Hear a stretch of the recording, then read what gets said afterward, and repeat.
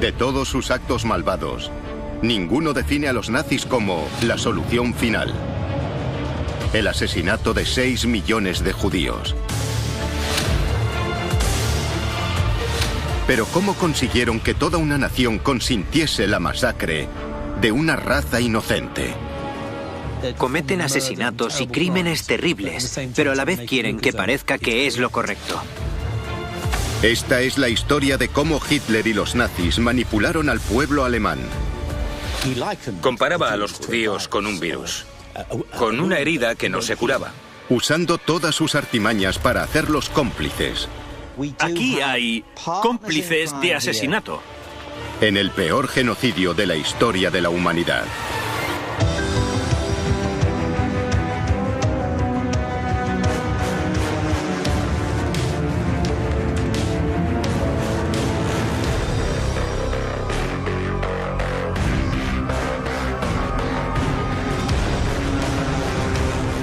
El ascenso del partido nazi. La solución final. Una de las cosas que Hitler nunca ha mantenido en secreto es que odia a los judíos. Mientras se recupera de sus heridas al final de la Primera Guerra Mundial, culpa a los políticos judíos de izquierdas de la rendición, de apuñalar a Alemania por la espalda. Durante la depresión de los años 20, se alza contra la conspiración judía, la raíz de todo mal, surgida desde el comunismo para corromper a los financieros. Es el veneno de la nación. El judío alemán es el enemigo interno. Es un enemigo en términos raciales, culturales y nacionales. El mayor crimen de los judíos es que contaminan los genes puros de la raza superior aria. Deben ser eliminados. La nación no está dispuesta a que estos parásitos sigan chupándole la sangre. Todo lo que dijo desde 1922 apuntaba hacia la conclusión de deshacerse de los judíos físicamente.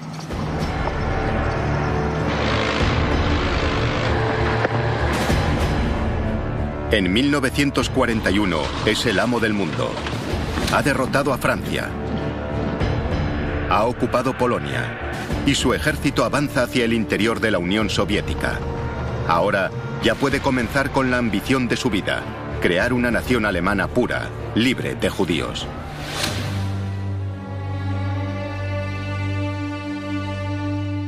Pero ¿cómo conseguir que el pueblo alemán le respalde? Siempre había sido consciente de que su política antijudía era tremendamente sensible para el ciudadano de a pie. De hecho, durante sus primeros 4 años en el poder, Hitler apenas mencionaba a los judíos en público. Y cuando finalmente actúa contra ellos, lo hace lentamente, paso a paso. Se les prohíbe ejercer determinadas profesiones. Después pierden sus derechos como ciudadanos y su medio de vida. Miles se ven obligados a huir al extranjero. En muchos casos, hay algunas protestas. Pero la mayoría de los alemanes observan sin hacer nada. Pero el asesinato efectivo, la eliminación de los que se han quedado, de sus propios vecinos, es ir demasiado lejos. Él vio que al pueblo alemán le quedaba un mínimo de sentido de la decencia y que podrían ofenderle estas terribles políticas. Pero matar judíos es indecente. Y los nazis necesitarán de toda su habilidad para venderle esta idea al pueblo. Es una tarea para Joseph Goebbels, el maestro de la persuasión de los nazis. Goebbels comparte con el Führer el desprecio por los judíos y está decidido a convencer a sus compatriotas. Fue Goebbels el responsable de vender la idea de que los judíos eran un cáncer o una plaga en la sociedad alemana. Se percató de que si controlas lo que consume la gente, puedes controlarla. Fue el primero en darse cuenta de ello. El cine es una de sus herramientas favoritas para manipular a la opinión pública. La película El judío eterno, producida por el equipo de propaganda de Goebbels, tiene un mensaje escueto. Cuando los judíos se instalan, se comportan como ratas y parásitos. La película retrata al judío como al eterno corruptor, en concreto, en el sentido de la germanidad. La grandeza del Estado alemán será destruida por el enemigo interno. Al judío se le permite campar a sus anchas y cometer actos destructivos. Pero cuando se estrena, la película es un fracaso de taquilla. Es una lección para los nazis. Convencer al pueblo alemán para que se sume a su malvado plan requerirá de un proceso complejo. El peligro está en incendiar a la opinión pública. Y el riesgo de que las cosas no salgan como desean ya ha quedado meridianamente claro. Desde 1939, los nazis han llevado a cabo una campaña secreta de eutanasia. Se convertirá en su ensayo para cometer asesinatos masivos sin perturbar al pueblo alemán.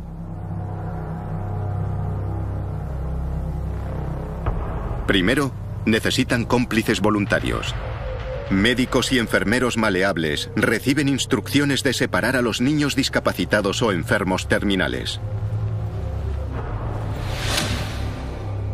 El siguiente paso es engañar a quienes podrían oponerse. A los padres se les dice que serán enviados a centros de atención donde recibirán un tratamiento especial. Y por último, necesitan un método de matar, silencioso y discreto. Y eligen la muerte por inyección letal. Cerca de 5.000 niños inocentes son asesinados. Su único crimen, estar enfermos o discapacitados. La verdad se oculta con certificados de defunción falsos que culpan al sarampión o a la neumonía. Lo que hace Hitler es probar al pueblo alemán para ver hasta dónde le deja llegar.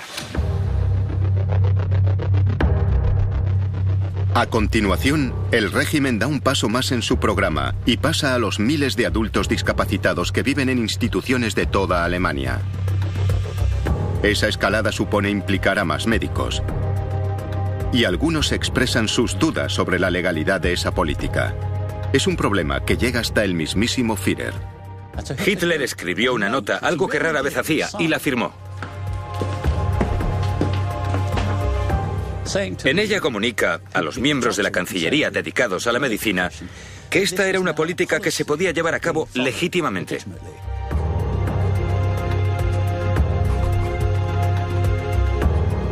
Para los médicos alemanes ya es oficial. Están obedeciendo las órdenes del Führer. Esa es la nueva cultura, se dicen a sí mismos. Es el entorno. Y es el típico camino hacia el infierno. Un departamento secreto conocido como T4 es el encargado de organizar el proceso. Para matar a tantos y tan rápido y en silencio, harán falta nuevas técnicas. Y a los hombres del T4 se le ocurre una ducha colectiva. Salvo que por estas tuberías no circula agua, sino un gas venenoso, monóxido de carbono. En muchos aspectos, el programa de eutanasia representa la absoluta bestialidad del régimen nazi.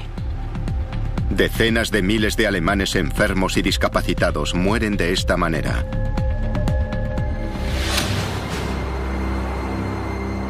Pero entonces empieza a filtrarse la verdad sobre la matanza. Poco a poco, evidentemente, la gente que vivía cerca de estas instituciones empezó a darse cuenta de que allí pasaba algo raro. La gente empieza a preocuparse. Otros parientes enfermos podrían ser las siguientes víctimas. Empiezan a surgir debates por todas partes como ¿le harán eso mismo a los soldados heridos? La Iglesia Católica expresa los temores de la población y se enfrenta al régimen. El obispo von Galen pronunció un famoso sermón en el que denunciaba este programa, no argumentando que estaba fuera de toda ética matar gente, sino incidiendo en el hecho de que eran alemanes los que morían. Enfatizó que eran nuestros hermanos, miembros de nuestras familias. El clamor es tal que Hitler se ve obligado a dar una rara marcha atrás pública e interrumpe oficialmente su campaña de eutanasia en Alemania.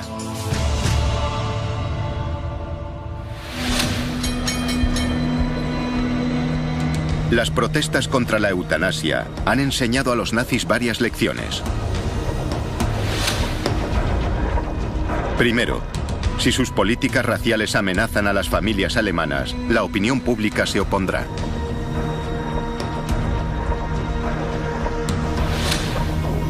Segundo, cualquier tipo de asesinato ulterior tendrá que ocultarse y llevarse a cabo lejos de Alemania. Y tercero, el Führer no debe ser relacionado con nada vergonzoso. Estas lecciones marcarán la forma de actuar de los nazis con los judíos. En particular, Hitler no firmará nunca personalmente un documento comprometedor. No quería que su nombre se asociase con las peores brutalidades del programa antijudío. Oficialmente, el mariscal del Reich, Hermann Göring, el número 2 de Hitler, se encarga de los asuntos judíos. Pero en realidad, serán los fanáticos de las SS de Hitler quienes aportarán la solución final a la cuestión judía.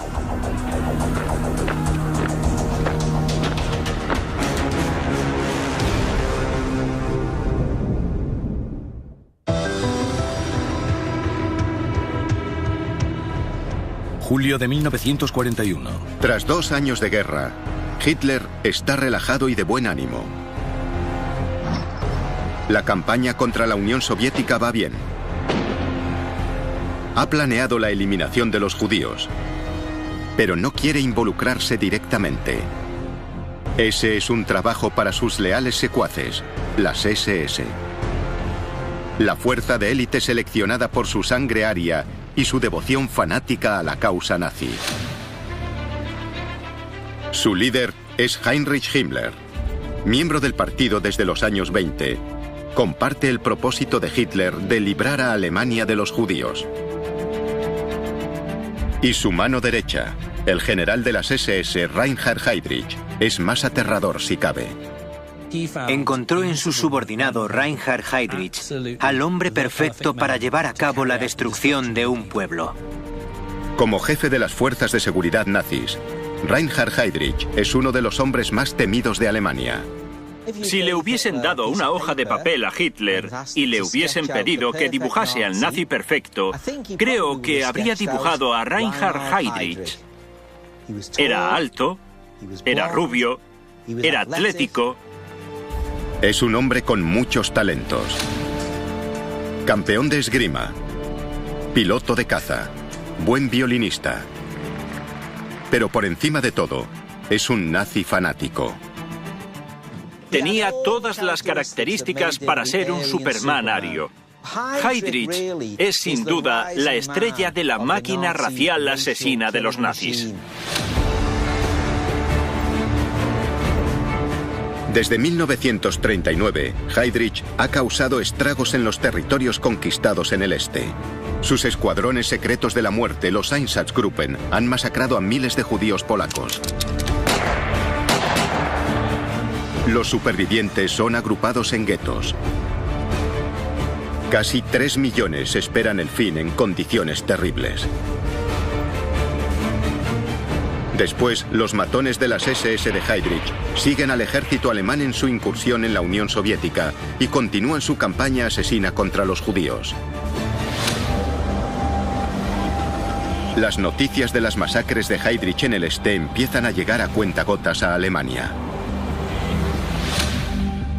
Querida Hannah, anoche 150 judíos fueron fusilados en esta ciudad. Hombres, mujeres y niños, todos aniquilados. No te preocupes, había que hacerlo. Pero no se lo cuentes a nadie. Muchos miles de alemanes saben lo que está pasando en el este. Pero no hacen nada. Y esto confirma lo que los nazis aprendieron del programa de eutanasia. Pueden matar a los judíos si nadie los ve, lejos de su país. Era algo que empezaba a filtrarse en la Alemania nazi. Era una especie de, llamémosle secreto, del que nadie quería hablar. Heydrich trama un ataque más contundente contra los judíos y necesita la autorización de arriba. No puede pedírsela a Hitler, que quiere mantener su participación en secreto. De modo que Heydrich acude a otra persona y prepara uno de los documentos más importantes en la historia de la solución final. Lleva su carta secreta al domicilio del mariscal del Reich, Hermann Göring.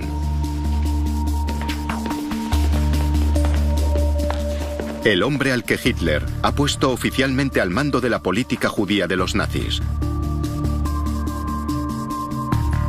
Lo que Heydrich quiere es la firma de Göring, autorizándolo a iniciar un plan para la deseada solución final de los nazis a la cuestión judía. Este es el sello de aprobación que necesita. Pero tendrán que pasar otros 5 meses para que Heydrich pueda poner en marcha su plan.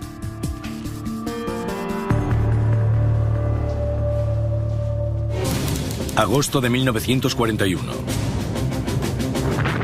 Mientras tanto, las tropas de Hitler se adentran cada vez más en la Unión Soviética. Lejos de las miradas del pueblo alemán, los escuadrones de la muerte de Heydrich continúan con su masacre de judíos.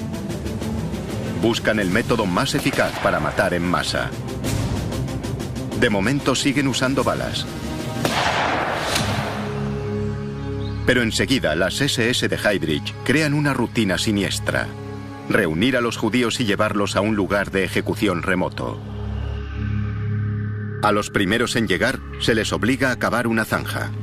Lo que ocurre después se revela en esta película de aficionado filmada en Letonia por un soldado alemán.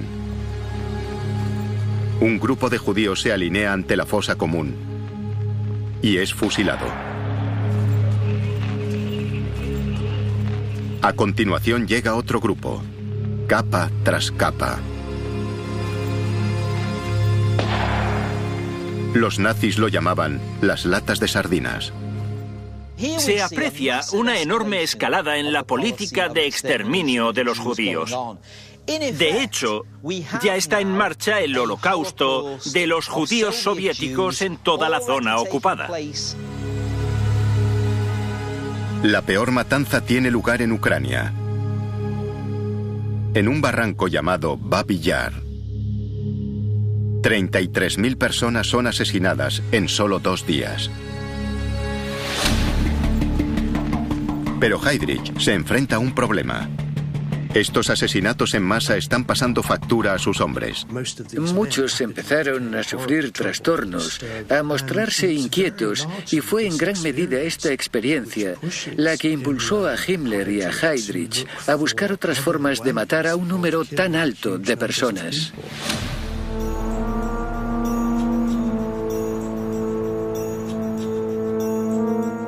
En su país, Hitler sigue buscando una forma de ocuparse de los 200.000 judíos que viven en Alemania. Todo el mundo conocía a algún judío, formaban parte de la sociedad alemana, eran alemanes, habían luchado en la Primera Guerra Mundial, habían ganado cruces de hierro. De modo que había que movilizar a la propaganda de Goebbels para crear un sentido de diferencia, para distinguirlos de sus vecinos de pura sangre alemana. Fase 1. Ponerles una estrella. Un alemán judío y otro no judío no eran tan diferentes. La idea es marcarlos con una estrella. Esa estrella amarilla es fundamental para diferenciarlos y empieza a mancharlos. Todos los mayores de 6 años están obligados a llevar la estrella amarilla de David. Este es el momento en el que le dicen a la gente de la calle: estas personas son diferentes de las demás. No son alemanes, son judíos. Y los judíos son una raza no deseada en nuestro Tercer Reich. Fase 2. Asegurarse de que los alemanes no se relacionan con los judíos. Aislarlos físicamente. Que no te haga creer que es bueno porque lo conozco. Es judío. Son judíos y son una amenaza. Goebbels crea una corriente propagandística que transmite el mensaje insidioso de que no son los nazis quienes se vuelven contra los judíos, sino que los judíos son los responsables de sus desgracias. Para uno de sus eslóganes de la semana, utiliza una cita de Hitler. Si los financieros judíos internacionales lograsen su objetivo de sumir a las naciones una vez más en una guerra mundial, el resultado no será la victoria de los judíos, sino la aniquilación de la raza judía en Europa.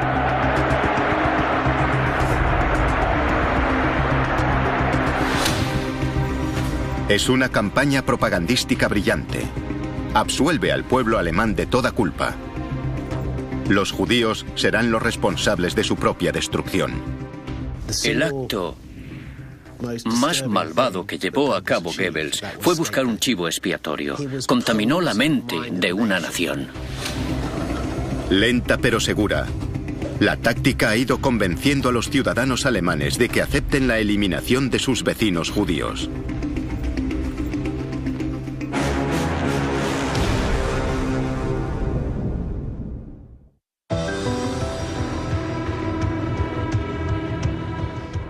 Octubre de 1941. Los nazis están matando judíos por toda Europa Oriental y se han propuesto también eliminar a los 200.000 que aún viven en Alemania. Sin embargo, tienen la precaución de no inflamar a la opinión pública. La línea dura se ablanda para el consumo público, para no presionar mucho a las personas a las que ya se ha convencido para ser antijudías. El hombre que está al mando, el general de las SS Reinhard Heydrich, comienza una campaña de engaño. La línea oficial es que los judíos serán reubicados en el este. Heydrich sabe que no puedes decir públicamente vamos a matar a 6 millones de personas por la mañana. Hay que ser más sutil. Cuando hablas de evacuar a personas al este, hay que asegurarse de que parezca que solo estás evacuando personas al este. Heydrich crea entonces un campo modelo en Theresienstadt, en territorio checo ocupado. Los noticiarios muestran un lugar seguro, donde los judíos alemanes pueden reubicarse. Había instalaciones que muchos alemanes corrientes no tenían. Piscinas, salas de cine, zonas de masaje. La idea a transmitir era esta. Aunque no queremos a los judíos entre nosotros, no les haremos sufrir porque les damos un estilo de vida adecuado a los estándares civilizados. Es un engaño cruel. Para la mayoría de judíos, Theresienstadt solo es una parada, antes de ser enviados a los terribles guetos de la Polonia ocupada y del Báltico. Es uno de los elementos más aterradores de los nazis, que realizan asesinatos y crímenes terribles, pero al mismo tiempo quieren que parezca que es lo correcto. Pero la deportación de judíos alemanes que lleva a cabo Heydrich crea un problema nuevo. En el este, los guetos ya están saturados. Debido a la superpoblación, los líderes nazis de los territorios ocupados empiezan a matar judíos para hacer sitio para los recién llegados. Y esto está a punto de provocar un desastre en las relaciones públicas. 30 de noviembre de 1941.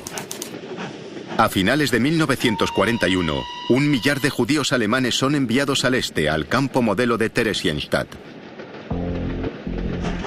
Pero no son unos judíos cualquiera.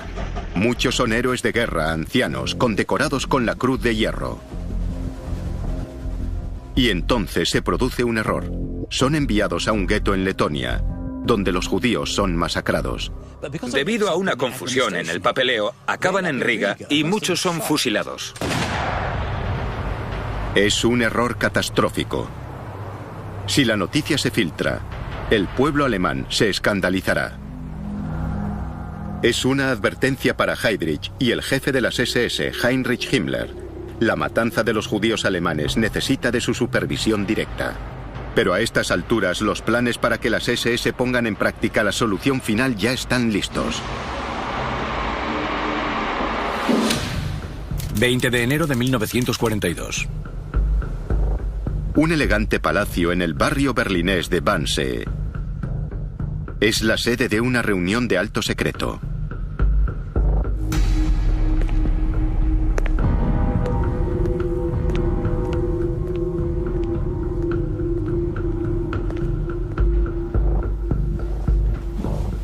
Funcionarios de alto nivel.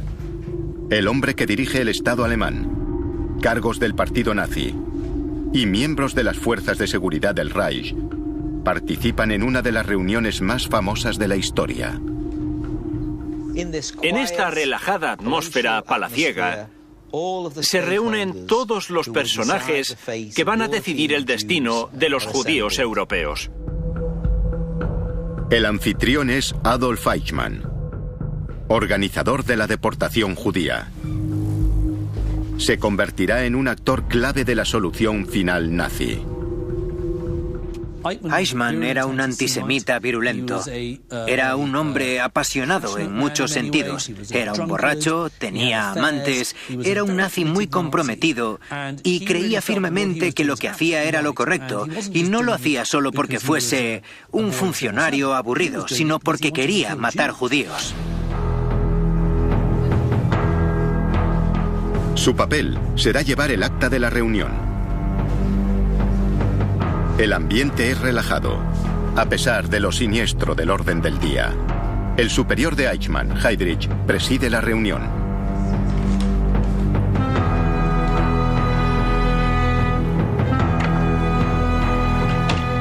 Primero, Heydrich deja claro que su autoridad viene desde arriba, vía Göring, el número 2 de Hitler. Y lo que propone es una operación dirigida por las SS. Heydrich quería dejar claro que todo lo que él hiciese o propusiese en Wannsee era la política ideada por el Führer. La reunión es tan delicada que la única referencia al plan real de los nazis se encuentra en el meticuloso lenguaje del acta de Eichmann.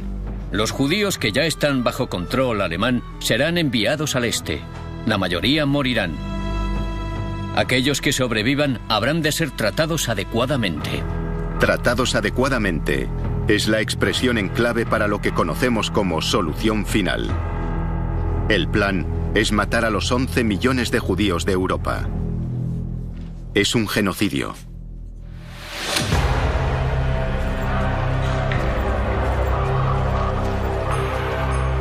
Es una tarea demasiado ambiciosa para los escuadrones de la muerte de Heydrich. Se trata de matar a escala industrial. Lo que Heydrich aportó a la reunión fue una mente increíblemente analítica. Una forma de pensar malvada, calculadora y cruel que asumía el genocidio como una especie de reto para un funcionario. Heydrich necesita que los hombres que lo acompañan movilicen los recursos y las infraestructuras alemanas. Tendrán que involucrarse en este crimen. Wannsee es la puesta en común, en términos administrativos, de todas las autoridades relacionadas con el transporte, con la recogida de los judíos, con su tratamiento, con el suministro de alimentos, etc. Es un problema logístico que hay que resolver con medios logísticos.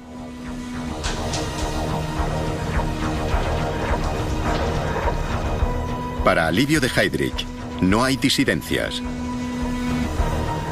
En poco más de una hora ha conseguido el acuerdo que quiere.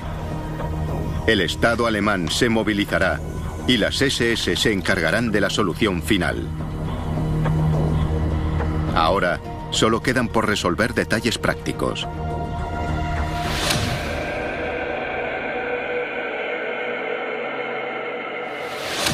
En la zona más remota de Polonia Oriental hay enormes extensiones de bosques frondosos y oscuros. Si quieres deshacerte de alguien, es el lugar ideal. Allí la gente puede desaparecer sin más. Las SS ya tienen una base aquí, en la ciudad de Lublin. Han reunido a miles de judíos en campos de trabajo y guetos. Ahora deben matarlos discretamente. Heydrich ya ha experimentado la mejor forma para hacerlo. Se ha traído a su mejor experto en asesinatos masivos. Uno de los peores elementos de ese grupo tan repulsivo a los que llamamos nazis se llama Christian Wirth. Participó en el programa de eutanasia y diseñó las cámaras de la muerte. Y utilizó sus conocimientos y experiencia para aplicarlos al exterminio de judíos. Él fue quien dijo: no podemos destruir a los judíos de uno en uno, como en el programa de eutanasia. Hay que matar 1000 o 2000 al día. Para él es un problema logístico importante. Camino de Lublin. Wirth hace algunas investigaciones. En la localidad de Chelmno ya están experimentando cómo matar a los judíos polacos.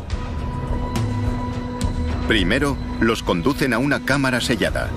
No sospechan que están entrando en la caja de un camión grande.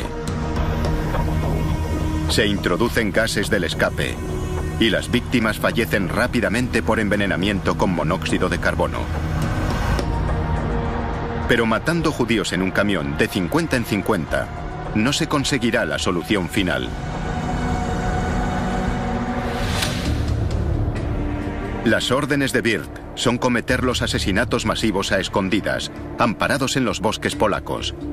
Y necesita un proceso más eficiente, continuo, para matar en la cantidad necesaria.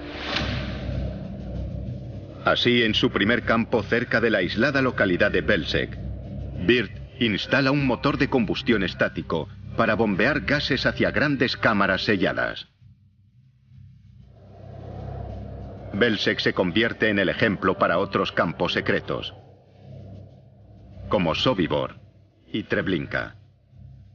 Junto a Chelmno, forman una red letal de exterminio. Y todos han sido elegidos porque se encuentran cerca de vías férreas. Los nazis ponen entonces en marcha la primera fase de su plan: liquidar los guetos. 1,5 millones de judíos son enviados a estos campos, hacinados en vagones para ganado y mercancías, cual bultos, para ser eliminados rápidamente y sin testigos.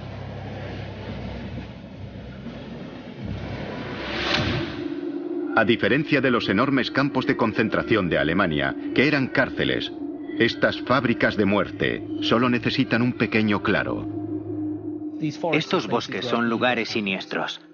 Y los nazis eligieron un lugar que ya transmite una sensación de maldad antes incluso de todo lo que hicieron allí. Es un lugar aterrador. No es solo por lo que ahora sabemos que pasó allí.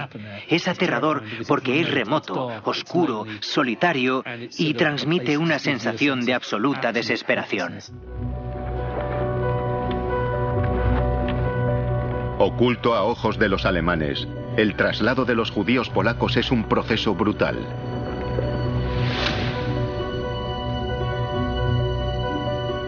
Pero reunir a los judíos alemanes y enviarlos a los campos de exterminio es un reto muy diferente. El hombre que se encargará de este problema será el burócrata asesino de Heydrich, Adolf Eichmann. Él será el cerebro del programa de deportación. El Holocausto, la destrucción de los judíos, fue un proceso burocrático. Y para empezar un proceso burocrático necesitas burócratas. Adolf Eichmann es el arquetipo de burócrata. El buen funcionamiento es la clave del éxito de cualquier política. Y debe ser programado.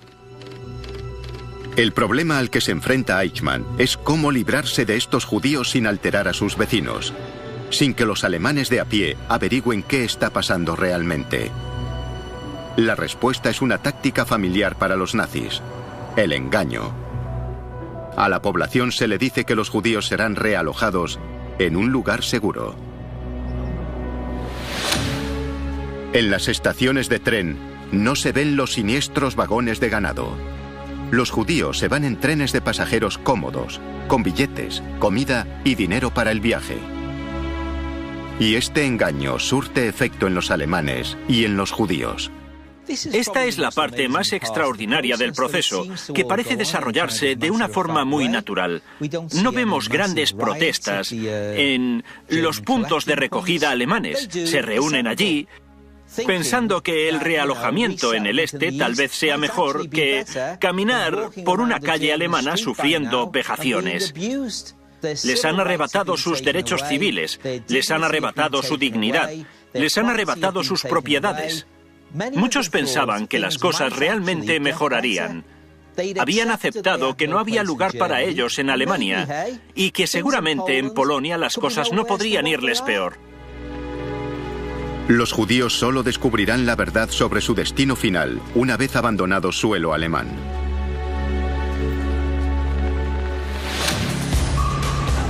Los nazis han creado un sistema tan eficiente que nada puede detenerlos.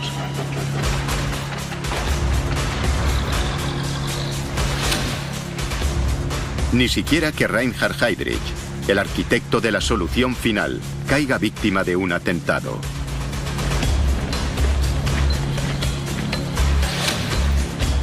Su superior, el jefe de las SS Heinrich Himmler, toma el mando y se propone aumentar el ritmo de la matanza.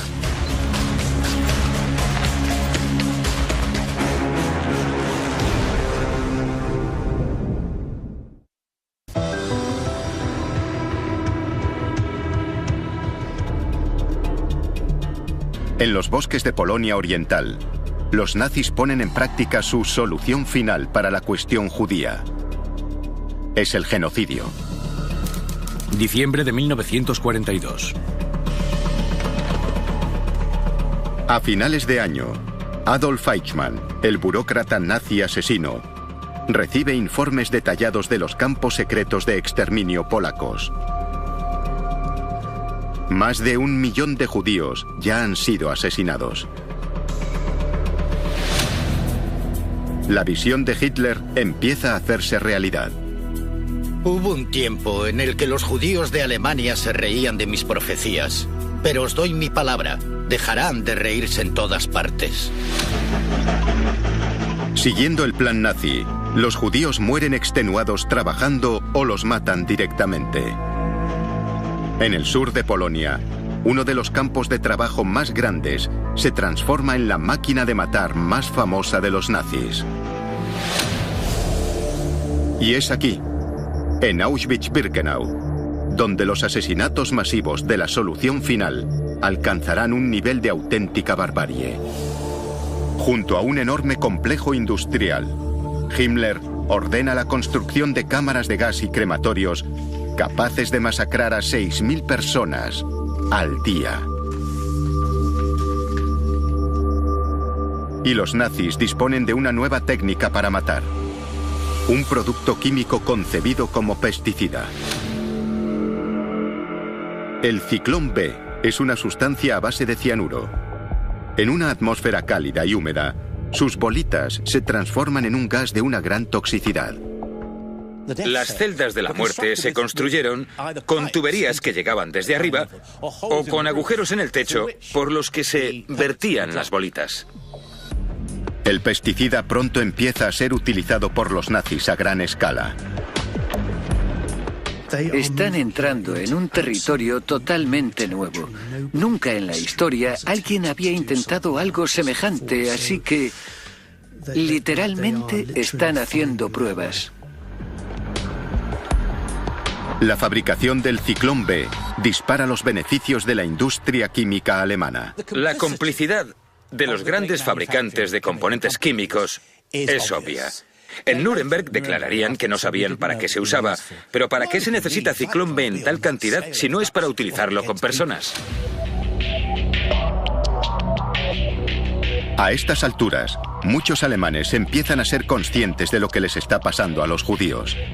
Para ayudar a financiar sus malvados planes, Himmler convierte la solución final en una sociedad comercial entre las SS y los gigantes de la industria alemana.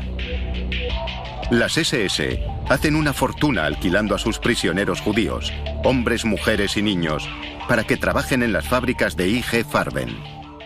Vemos claramente que en el proceso de matar, aquí hay cómplices de asesinato. No son solo nazis, sino que también hay grandes empresas capitalistas que participan en el proyecto con los nazis y además lo financian. Pero no son solo las grandes empresas las que se implican en el genocidio. Miles de alemanes de a pie también contribuyen en parte. Está el maquinista del tren que lleva el convoy que traslada a los judíos por Europa. Él sabe lo que está pasando, pero no hace preguntas. Está el funcionario que trabaja en algún departamento menor de Berlín y que es responsable de suministrar los vagones para llevar el cargamento de judíos y que dice que solo cumple órdenes. Hay muchos engranajes y todos ellos creen que no forman parte del proceso porque su papel es nimio. Pero si sumamos todos los engranajes, tenemos una máquina de matar. Pero si los aislamos uno a uno, pueden decir, yo no fui. Con este silencio cómplice, ningún alemán tiene que hablar abiertamente de la solución final. Nadie tiene que asumir la responsabilidad. Y todo ello parece ocurrir con apenas un atisbo de protestas en casa. En 1943, Himmler se atreve a declarar que Alemania es casi Judenrein, libre de judíos. La única resistencia aparece en una concentración famosa. Cuando los nazis intentan deportar a un grupo de judíos casados con mujeres alemanas. Hay un suceso conocido como el asunto Rosenstrasse, que ocurre tras la detención de un grupo de judíos. Sus esposas no judías se reúnen y protestan, todas juntas, frente a casas y edificios oficiales de los nazis. Era tal su determinación que ignoraron las amenazas para que se dispersasen. Cuando esas protestas se hacen públicas, causan una auténtica consternación a los más altos niveles. Incluso ahora, los nazis tienen miedo de reconocer lo que está pasando. Al final, las autoridades nazis llegaron a la conclusión de que era mejor ceder que enfrentarse a ellas y permitieron a los maridos volver a casa. Incluso indultaron a 35 judíos que ya habían sido enviados a Auschwitz.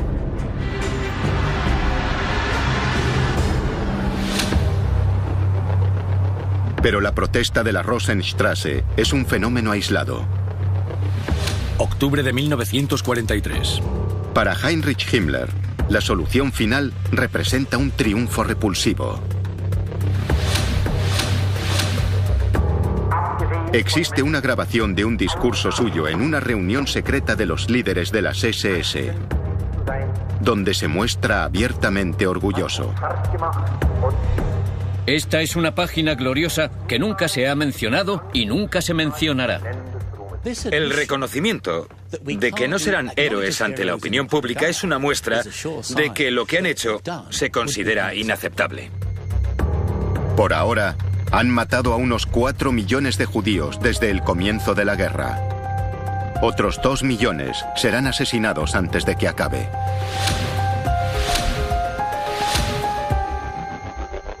Pero los alemanes no deben sentirse culpables. Himmler echa la culpa a los judíos. Ellos son responsables de su propia aniquilación. Tenemos el derecho moral, tenemos el deber para con nuestro pueblo de hacerlo, de matar a esas personas que quieren matarnos a nosotros.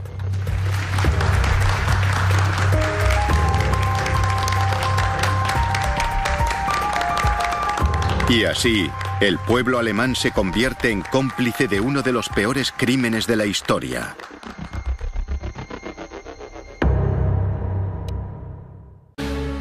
En las estaciones de tren no se ven los siniestros vagones de ganado. Los judíos se van en trenes de pasajeros cómodos, con billetes, comida y dinero para el viaje. Y este engaño surte efecto en los alemanes y en los judíos. Esta es la parte más extraordinaria del proceso, que parece desarrollarse de una forma muy natural. No vemos grandes protestas en los puntos de recogida alemanes. Se reúnen allí pensando que el realojamiento en el este tal vez sea mejor que caminar por una calle alemana sufriendo vejaciones. Les han arrebatado sus derechos civiles, les han arrebatado su dignidad, les han arrebatado sus propiedades. Muchos pensaban que las cosas realmente mejorarían. Habían aceptado que no había lugar para ellos en Alemania y que seguramente en Polonia las cosas no podrían irles peor. Los judíos solo descubrirán la verdad sobre su destino final una vez abandonado suelo alemán.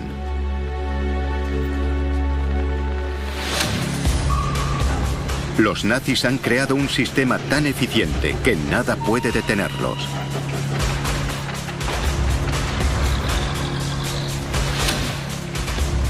Ni siquiera que Reinhard Heydrich, el arquitecto de la solución final, caiga víctima de un atentado.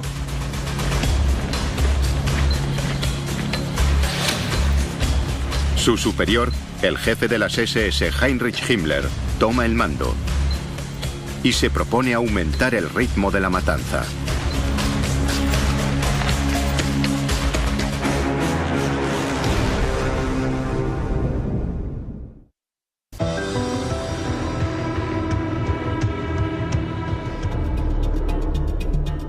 En los bosques de Polonia Oriental, los nazis ponen en práctica su solución final para la cuestión judía. Es el genocidio. Diciembre de 1942. A finales de año, Adolf Eichmann, el burócrata nazi asesino, recibe informes detallados de los campos secretos de exterminio polacos. Más de 1 millón de judíos ya han sido asesinados. La visión de Hitler empieza a hacerse realidad. Hubo un tiempo en el que los judíos de Alemania se reían de mis profecías, pero os doy mi palabra, dejarán de reírse en todas partes.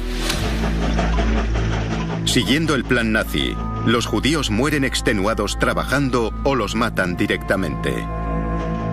En el sur de Polonia, uno de los campos de trabajo más grandes se transforma en la máquina de matar. Tiene un mensaje escueto. Cuando los judíos se instalan, se comportan como ratas y parásitos. La película retrata al judío como al eterno corruptor, en concreto, en el sentido de la germanidad. La grandeza del Estado alemán será destruida por el enemigo interno. Al judío se le permite campar a sus anchas y cometer actos destructivos. Pero cuando se estrena, la película es un fracaso de taquilla. Es una lección para los nazis. Convencer al pueblo alemán para que se sume a su malvado plan requerirá de un proceso complejo. El peligro está en incendiar a la opinión pública. Y el riesgo de que las cosas no salgan como desean ya ha quedado meridianamente claro.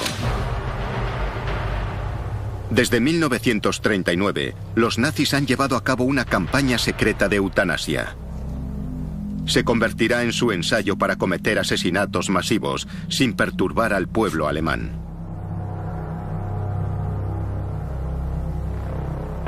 Primero, necesitan cómplices voluntarios. Médicos y enfermeros maleables reciben instrucciones de separar a los niños discapacitados o enfermos terminales. El siguiente paso es engañar a quienes podrían oponerse. A los padres se les dice que serán enviados a centros de atención donde recibirán un tratamiento especial. Y por último, necesitan un método de matar, silencioso y discreto. Y eligen la muerte por inyección letal. Cerca de 5.000 niños inocentes son asesinados. Su único crimen, estar enfermos o discapacitados. La verdad se oculta con certificados de defunción falsos que culpan al sarampión o a la neumonía. Lo que hace Hitler es probar al pueblo alemán para ver hasta dónde le deja llegar. A continuación, el régimen da un paso más en su programa y pasa a los miles de adultos discapacitados que viven en instituciones de toda Alemania. Esa escalada supone implicar a más médicos. Y algunos expresan sus dudas sobre la legalidad de esa política. Es un problema que llega hasta el mismísimo Führer. Hitler escribió una nota, algo que rara vez hacía, y la firmó. En ella comunica a los miembros de la Cancillería dedicados a la medicina que esta era una política que se podía llevar a cabo legítimamente.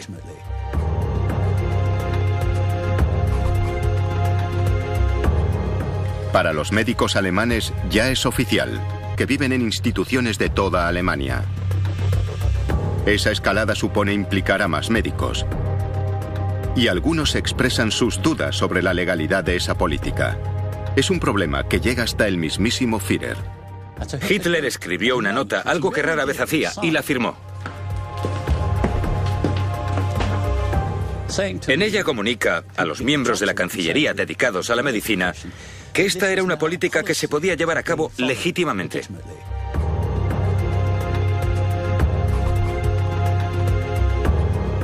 Para los médicos alemanes ya es oficial. Están obedeciendo las órdenes del Führer. Esa es la nueva cultura, se dicen a sí mismos. Es el entorno. Y es el típico camino hacia el infierno. Un departamento secreto conocido como T4 es el encargado de organizar el proceso. Para matar a tantos y tan rápido y en silencio, harán falta nuevas técnicas. Y a los hombres del T4 se le ocurre una ducha colectiva. Salvo que por estas tuberías no circula agua, sino un gas venenoso, monóxido de carbono. En muchos aspectos, el programa de eutanasia representa la absoluta bestialidad del régimen nazi. Decenas de miles de alemanes enfermos y discapacitados mueren de esta manera.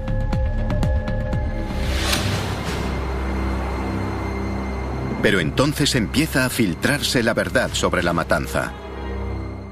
Poco a poco, evidentemente, la gente que vivía cerca de estas instituciones empezó a darse cuenta de que allí pasaba algo raro. La gente empieza a preocuparse. Otros parientes enfermos podrían ser las siguientes víctimas.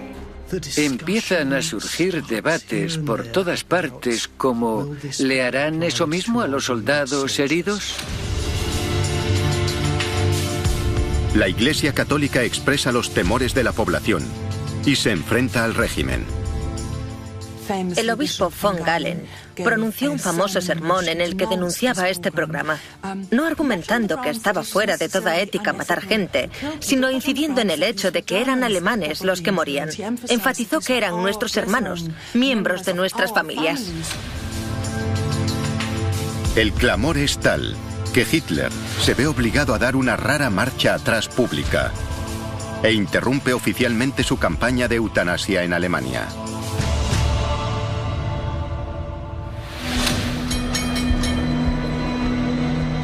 Las protestas contra la eutanasia han enseñado a los nazis varias lecciones. Ha planeado la eliminación de los judíos, pero no quiere involucrarse directamente.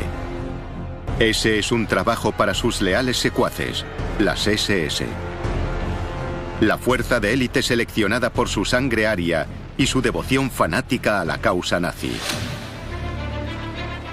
Su líder es Heinrich Himmler. Miembro del partido desde los años 20, comparte el propósito de Hitler de librar a Alemania de los judíos.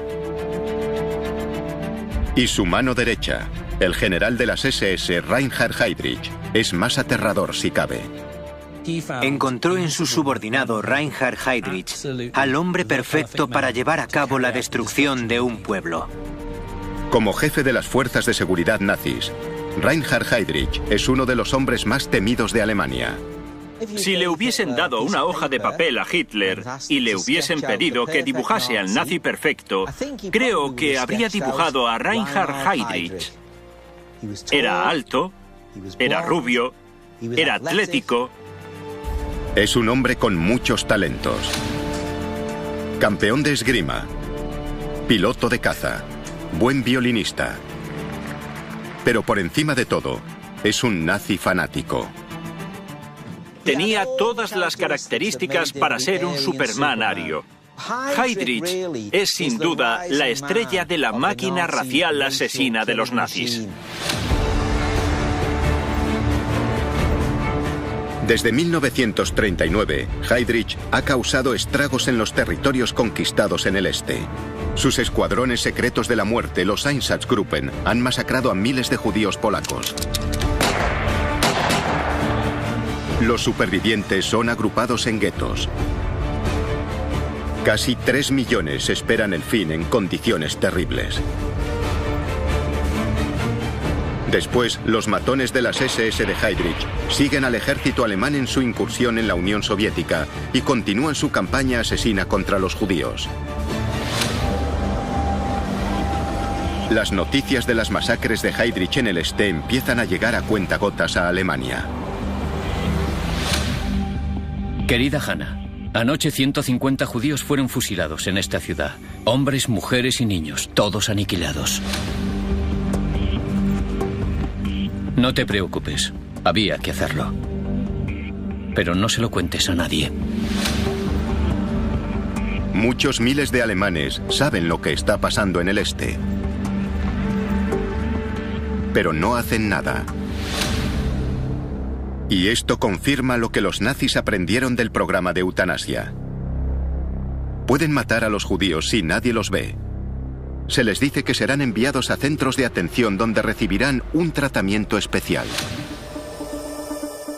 Y por último, necesitan un método de matar. Silencioso y discreto.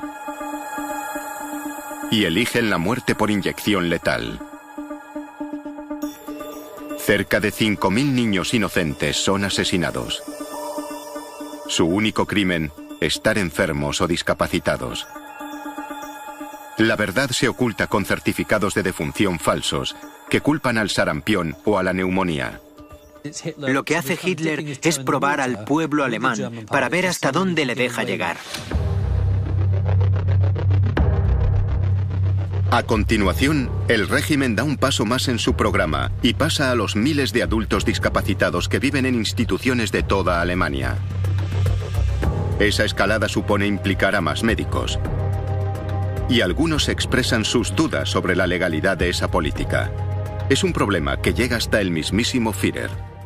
Hitler escribió una nota, algo que rara vez hacía, y la firmó. En ella comunica a los miembros de la Cancillería dedicados a la medicina que esta era una política que se podía llevar a cabo legítimamente.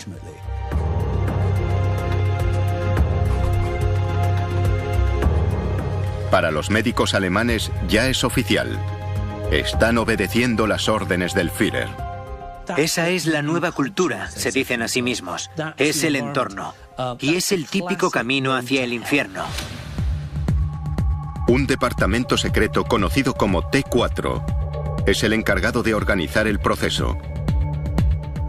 Para matar a tantos y tan rápido y en silencio, harán falta nuevas técnicas. Y a los hombres del T4 se le ocurre una ducha colectiva. Salvo que por estas tuberías no circula agua, sino un gas venenoso, monóxido de carbono. En muchos aspectos, el programa de eutanasia representa la absoluta bestialidad del régimen nazi. Decenas de miles de alemanes enfermos y discapacitados mueren de esta manera.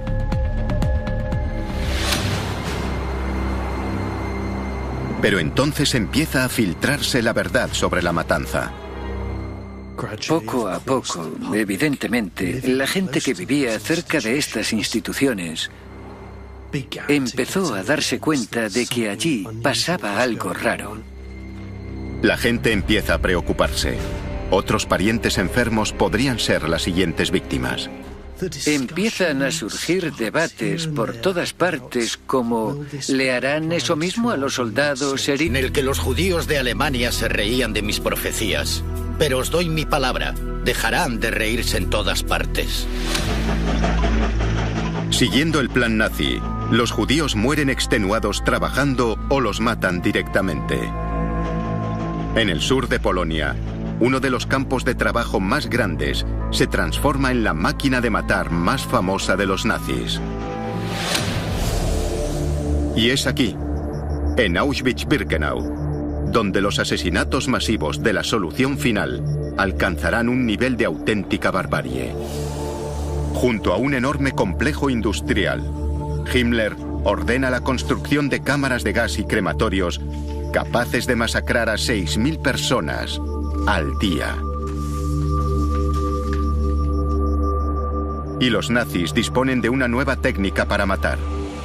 Un producto químico concebido como pesticida.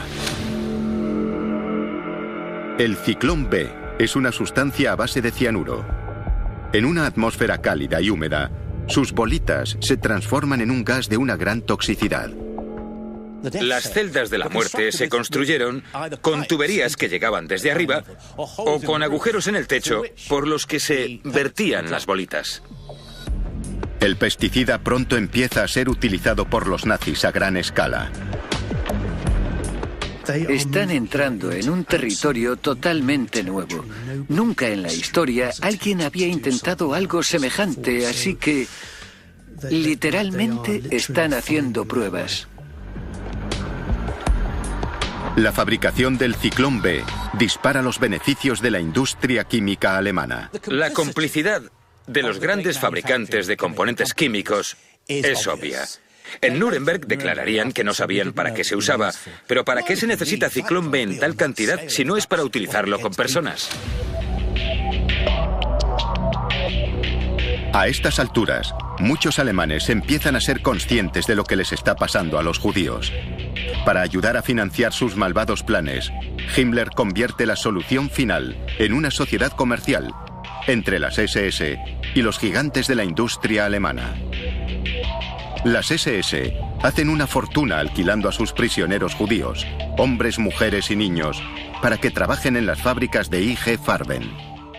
Vemos claramente que en el proceso de matar, aquí hay cómplices de asesinato. No son solo nazis, sino que también hay grandes empresas capitalistas que participan en el proyecto con los nazis y además lo financian.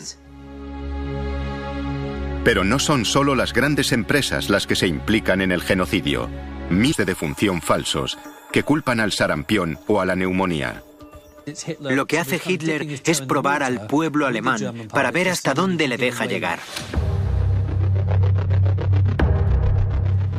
A continuación, el régimen da un paso más en su programa y pasa a los miles de adultos discapacitados que viven en instituciones de toda Alemania. Esa escalada supone implicar a más médicos. Y algunos expresan sus dudas sobre la legalidad de esa política. Es un problema que llega hasta el mismísimo Führer. Hitler escribió una nota, algo que rara vez hacía, y la firmó. En ella comunica a los miembros de la Cancillería dedicados a la medicina que esta era una política que se podía llevar a cabo legítimamente.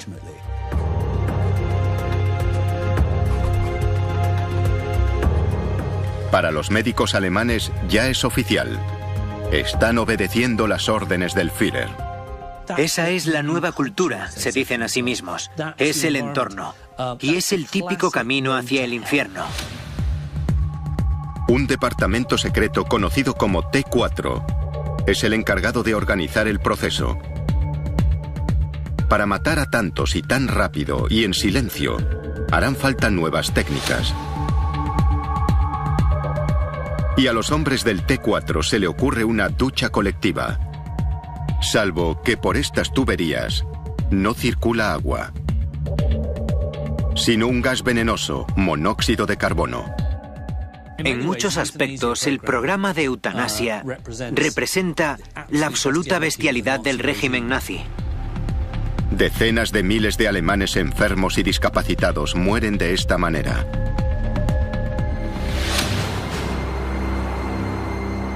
Pero entonces empieza a filtrarse la verdad sobre la matanza.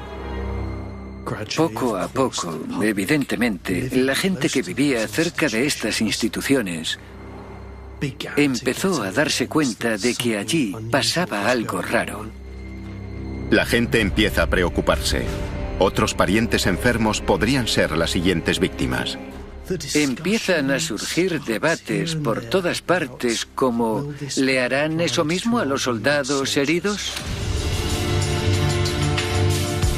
La Iglesia Católica expresa los temores de la población y se enfrenta al régimen.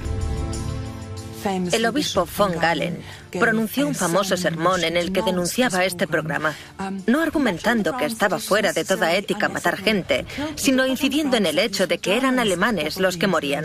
Enfatizó que eran nuestros hermanos, miembros de nuestras familias. El clamor es tal que Hitler es una estrella. Un alemán judío y otro no judío no eran tan diferentes. La idea es marcarlos con una estrella. Esa estrella amarilla es fundamental para diferenciarlos y empieza a mancharlos. Todos los mayores de 6 años están obligados a llevar la estrella amarilla de David. Este es el momento en el que le dicen a la gente de la calle: estas personas son diferentes de las demás. No son alemanes, son judíos. Y los judíos son una raza no deseada en nuestro Tercer Reich. Fase 2. Asegurarse de que los alemanes no se relacionan con los judíos. Aislarlos físicamente. Que no te haga creer que es bueno porque lo conozco. Es judío. Son judíos y son una amenaza. Goebbels crea una corriente propagandística que transmite el mensaje insidioso de que no son los nazis quienes se vuelven contra los judíos, sino que los judíos son los responsables de sus desgracias. Para uno de sus eslóganes de la semana, utiliza una cita de Hitler. Si los financieros judíos internacionales lograsen su objetivo de sumir a las naciones una vez más en una guerra mundial, el resultado no será la victoria de los judíos, sino la aniquilación de la raza judía en Europa.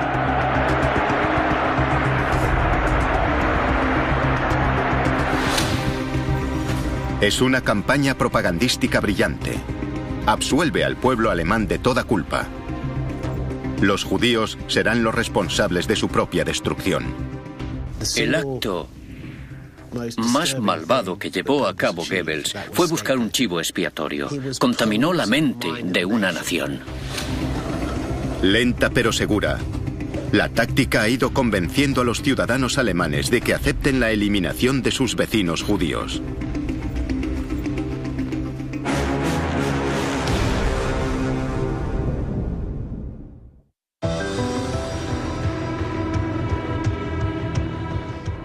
Octubre de 1941. Los nazis están matando judíos por toda Europa Oriental. Y se han propuesto también eliminar a los 200.000 que aún viven en Alemania. Sin embargo, tienen la precaución de no inflamar a la opinión pública. La línea dura se ablanda para el consumo público, para no presionar mucho a las personas a las que ya se ha convencido para ser antijudías. El hombre que está al mando, el general de las SS Reinhard Heydrich, comienza una campaña de engaño. La línea oficial es que los judíos es uno de los hombres más temidos de Alemania. Si le hubiesen dado una hoja de papel a Hitler y le hubiesen pedido que dibujase al nazi perfecto, creo que habría dibujado a Reinhard Heydrich. Era alto, era rubio, era atlético. Es un hombre con muchos talentos. Campeón de esgrima, piloto de caza, buen violinista. Pero por encima de todo, es un nazi fanático. Tenía todas las características para ser un Superman ario. Heydrich es sin duda la estrella de la máquina racial asesina de los nazis. Desde 1939, Heydrich ha causado estragos en los territorios conquistados en el este. Sus escuadrones secretos de la muerte, los Einsatzgruppen, han masacrado a miles de judíos polacos. Los supervivientes son agrupados en guetos. Casi 3 millones esperan el fin en condiciones terribles. Después, los matones de las SS de Heydrich siguen al ejército alemán en su incursión en la Unión Soviética y continúan su campaña asesina contra los judíos. Las noticias de las masacres de Heydrich en el este empiezan a llegar a cuentagotas a Alemania. Querida Hannah, Anoche 150 judíos fueron fusilados en esta ciudad. Hombres, mujeres y niños, todos aniquilados. No te preocupes, había que hacerlo. Pero no se lo cuentes a nadie. Muchos miles de alemanes saben lo que está pasando en el este. Pero no hacen nada. Y esto confirma lo que los nazis aprendieron del programa de eutanasia. Pueden matar a los judíos si nadie los ve, lejos de su país. Era algo que empezaba a filtrarse en la Alemania nazi. Era una especie de, llamémosle secreto, del que nadie quería hablar. Heydrich trama un ataque más contundente contra los judíos y necesita la autorización de arriba. No puede pedírsela a Hitler, que quiere mantener su participación en secreto. De modo que Heydrich acude a otra persona y prepara uno de los documentos más importantes en la historia de la solución final. Lleva su carta secreta al domicilio del mariscal del Reich, Hermann Göring. Reunir a los judíos y llevarlos a un lugar de ejecución remoto. A los primeros en llegar se les obliga a cavar una zanja. Lo que ocurre después se revela en esta película de aficionado filmada en Letonia por un soldado alemán. Un grupo de judíos se alinea ante la fosa común y es fusilado. A continuación llega otro grupo, capa tras capa. Los nazis lo llamaban las latas de sardinas. Se aprecia una enorme escalada en la política de exterminio de los judíos. De hecho, ya está en marcha el holocausto de los judíos soviéticos en toda la zona ocupada. La peor matanza tiene lugar en Ucrania, en un barranco llamado Babi Yar. 33.000 personas son asesinadas en solo 2 días. Pero Heydrich se enfrenta a un problema. Estos asesinatos en masa están pasando factura a sus hombres. Muchos empezaron a sufrir trastornos, a mostrarse inquietos, y fue en gran medida esta experiencia la que impulsó a Himmler y a Heydrich a buscar otras formas de matar a un número tan alto de personas.